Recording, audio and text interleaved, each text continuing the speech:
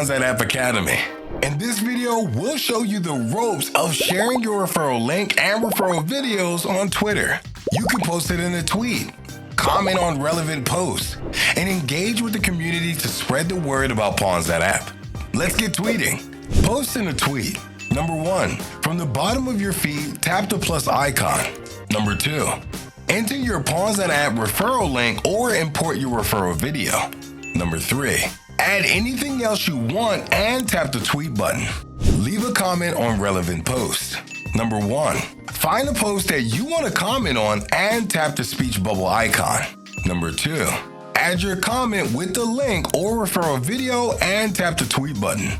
Remember, if you're sharing a referral link, you should explain what Pawns.app is, how it works, and why it's worth joining. Don't forget to mention the $1 starting bonus for everyone who signs up through your link.